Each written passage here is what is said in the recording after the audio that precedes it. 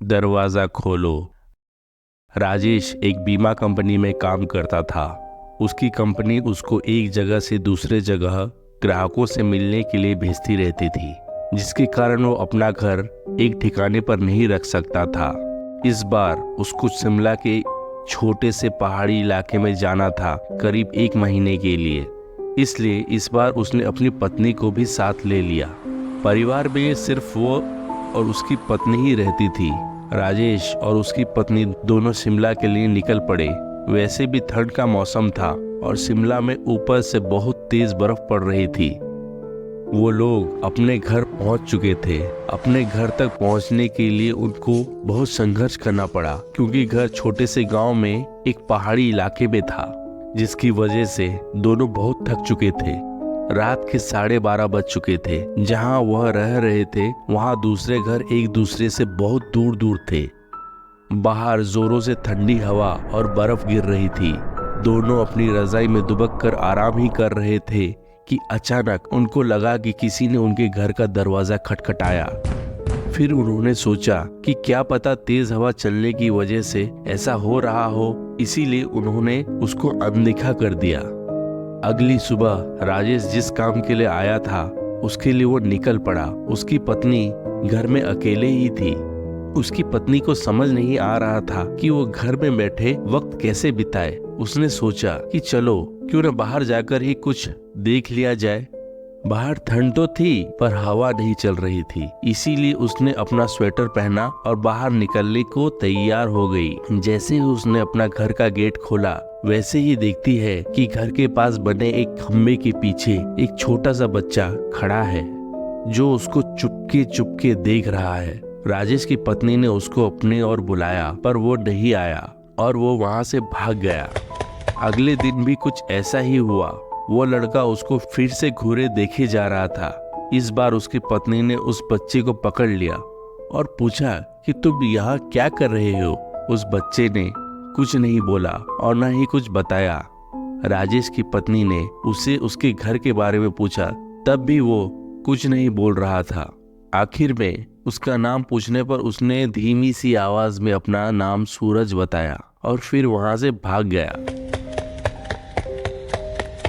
उसको उसका व्यवहार कुछ समझ नहीं आया। ये सिलसिला ऐसे ही चलता रहा। वो बच्चा रोज उसको खंबे के पीछे से निहारता। उस दिन रविवार की रात थी। दोनों घर में अंगीठी के सामने आग ताप रहे थे, क्योंकि बाहर की हालत बहुत खराब थी। इतनी खराब कि कोई थोड़ी देर के लिए बाहर निकल जाए तो उसकी जान चली जाए। अचानक दरवाजा किसी ने खटखटाया। उन दोनों को फिर से लगा कि शायद हवा की वजह से ऐसा हो रहा है। तभी फिर से किसी ने दरवाजा खटखटाया। इस बार खटखटाने की आवाज साफ आ रही थी। ये आवाज सुनकर दोनों डर गए, क्योंकि इतनी रात को वो भी जान ले लेने वाली ठंड में आखिर कौन हो सकता है। दोनों केवल एक दूसरे का मुंह देख रहे थे। अचानक दरवाजे के बाहर से धीरे धीरे रोने की आवाज आने लगी। तभी राजेश ने जोर से आवाज में बोला, कौन है बाहर। कुछ देर तक आवाज तो नहीं आई, पर बाद में एक धीमी सी आवाज आई, दरवाजा खोलो, कृपया दरवाजा खोलो, बहुत ठंड है। ये आवाज किसी छोटे से बच्चे की थी। तभी राजेश की पत्नी को ये आवाज जानी पहचानी लगी। उसने कहा कि ये तो वही बच्चे की आवाज लगती है जो रोज घर के बाहर खड़ा रहता था। राजेश की पत्नी ने कहा कि हमें उसे अंदर लाना चाहिए। वो भागते हुए अभी दरवाजे के पास ही जा रही थी कि अचानक उनके घर की फोन की घंटी बजी। फोन एक पड़ोस में रहने वाली औरत का था, जिससे आज ही राजेश की पत्नी मिलकर आई थी। राजेश की पत्नी ने फोन उठाया। वहां से उस औरत की आवाज आई, हेलो जी, मैं आपको बताना भूल गई थी कि अगर आपके घर के बाहर कोई भी दरवाजा खटखटाए तो उसको मत खोलना। राजेश की पत्नी ने कहा कि अभी मेरे घर के बाहर एक बच्चे की आवाज आ रही है जो दरवाजा खोलने को कह रहा है।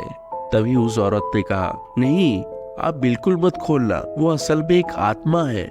ये जब जब तेज आंधी और ठंड बढ़ती है वो तब तब सबके घर के बाहर जाता है और दरवाजा खोलने को कहता है।